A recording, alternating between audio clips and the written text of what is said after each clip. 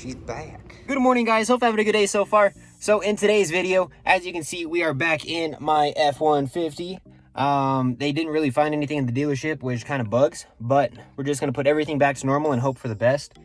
They gave me a flash of an ECU, so I might have to update my tuner just so that way that's on board. But they couldn't duplicate the problems, which kind of bugs. But hopefully the truck stops making them when it starts getting warmer and the truck runs fine. So I don't really know what's going on with that.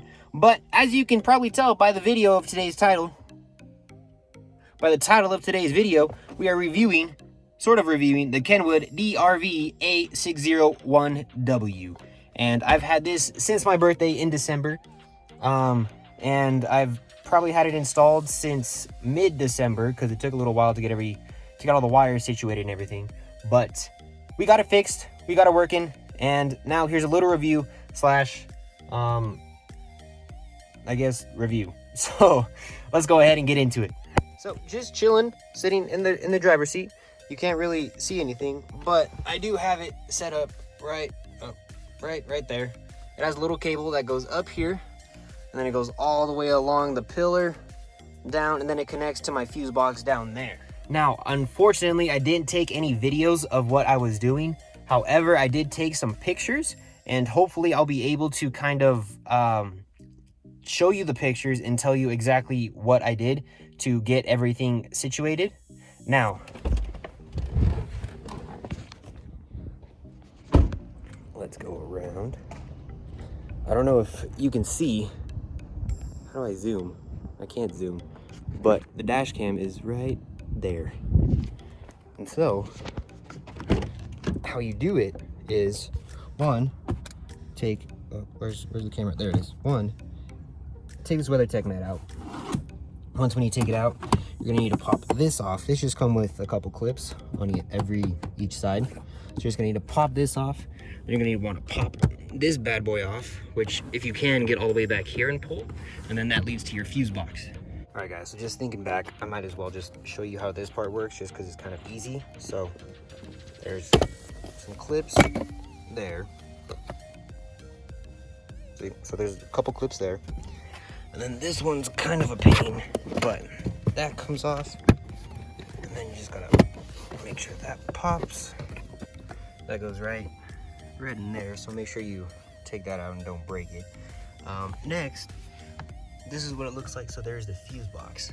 So what we did is we did a cigarette lighter, and I'll post a picture of what everything looks like, but we did a cigarette lighter, so if I ever just want to get rid of the dash cam, I just unplug that instead of having to undo any hard wiring inside of here. But as you can see, we zip tied everything, but this is what it looks like. I'll get into the fuse thing in a second. So of course, when you do all of this, take all of this stuff out, make sure you disconnect your battery beforehand, before anything. There's gonna be 2 screws right there, and right there that you're just gonna wanna, or not screws, but bolts that you're gonna wanna undo. I think it's a 7, but don't quote me on that. I forgot, it's been a while. But I'm gonna do this so I can get in here. So there's 2 right there. They're gonna want to do your visor, so I think there's just a clip behind here and maybe a bolt behind here too. So you're gonna undo that bolt right there as well. Then you're gonna want to disconnect the light for this because it'll go on. But do that, do this down here. This should be able to pop off. I believe there's only two like vampire fang clips right here. You of course don't have this because that's my sunshine, but there's 2 things right there. There's a speaker right here too, so you're gonna make sure you want to unplug that, and then all of this should honestly just lift off, and you should be able to access your A pillar. When you take this off, everything right here should be pretty loose, especially when you take this visor off. Everything should just fall down, and so that's when you're gonna take your cable and you're just gonna run it all the way up. I don't know if I have any pictures of what it looks like behind here, but if I do, I'll definitely put them in right here. Done. I made sure that the mount is where I wanted it. I made sure where the camera's pointing where I wanted it, and then I just did the cable all the way down. There is some excess cable up here, just in case I ever need to pull this cable down. But now let's get down to the wiring business. guys, so looking at my setup, we have the cigarette portion right here, and then we have the fuse tapper. There's a 10 in here, so that way if anything were to blow, the 10 blows and nothing in here, because these are 15s. So the 10's weakest, so it'll blow first. 15s won't, and hopefully that doesn't affect anything. But we have the fuse tapper here. It's grounded up here. You can either just screw it on to this bolt, or you can undo the whole bolt, which is what I did, so that way it's more secure. Either one will work, but you're gonna want to ground it up there. And then as you can see, it's fuse taps to the very left, second to bottom. As you can, well, I mean, you can see second to bottom. We have the 10 or the 15 fuse right there. And then just so that way y'all know what it is, looking at it, it's number 36. And if you look at 36, all it is a 360 camera module, which I don't have, heated steering wheel module, which I don't have, rear view mirror, which I have, and rear heated seats, which I don't have. So the only thing that it affects is the rear view mirror. So once when the truck is turned on, that'll turn on. If the truck isn't on, the camera won't turn on, so it doesn't kill your battery. So that's what it looks like. After doing everything, make sure all this is good, make sure wires are hidden, that there's enough just in case it snugs a little bit, and just in case you tug it. But this just clips back on. There's little prong things right there, so you just slide it in and then fold, so that's good. This of course just clips just like we did in the WeatherTech format you guys may not have, but if you do, just alrighty guys, so now that everything is installed, I'll be showing you what it looks like when it turns on. So all we need to do, oh my gosh, so push the brake, so it turns on. That's what it looks like. And then every once in a while it'll say this message that you need to reformat your. So the truck did cut me off when I was trying to explain everything, but every once in a while that message will pop up and it says that you need to reformat your SD drive, which I can understand, just being a techie, I guess. I can understand where that's coming from. However, it is kind of a pain with the placement. So if you guys want to place it in a different area that's not right here, that's totally fine. It's really up to you where you want it. Some people put it right here, and that's totally fine too. It's just a personal preference. But anyways, that's the only issue I have on it so far. Now here's a video of me driving. It's a quick video. It does record inside cab audio, so just remember that whenever you're using it and saying stuff.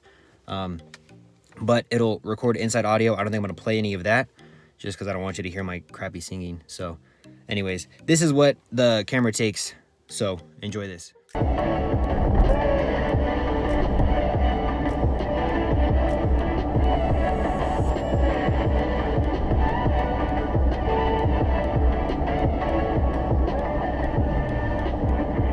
So guys, looking over it, it does look, I think the picture is pretty good for being a displayed camera. It does track your coordinates and your speed, so just be careful on when you want to bring this up in a conversation. If it's like, oh, he was speeding and she's speeding, anything like that, just be careful, because it does say everything, unless you crop it out. So that is pretty much it. It does come with its own 64 gig micro SD, which is really nice. I haven't filled it up yet, and I've been driving for a month. I probably do need to erase everything pretty soon. So there's that. You can also, if like a valet takes it, you can always record it. And I believe if it is hooked up to your cigarette lighter, you can access it from your phone in real time. However, with my placement, it's kind of hard to turn on the Wi-Fi capability part, but that is pretty much it. If you guys want to see anything else on the camera, let me know.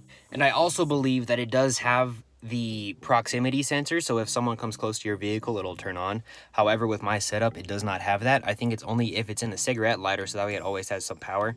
I just didn't want a cable sticking out of here, kind of like this, but this is my charger, so that's different. I probably could have wired it to something like that, or just picked a different fuse, but I wanted to be careful. I didn't want to blow anything, so that's why I put it where it was.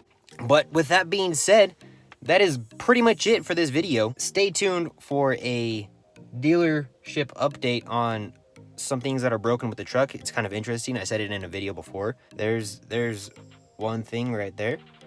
Hit that notification bell, subscribe, and I'll see you in the next video. We are actually doing pretty good on subscribers. I think I'm at 235 now, so I think I gained 8 since my last video, which is freaking amazing, so thank you guys so much for that. We'll catch you in the next video. Follow me on Instagram so you can see some decent pictures of the truck. It's Brandon T. Lopez. I'll put it here or here. I don't know where the text thing goes. I'll put it somewhere on the screen. Make sure you follow me, and I will see you guys in the next video. Peace out, Girl Scout. Also, pause at any time if you want to see what's in the box. Okay, bye.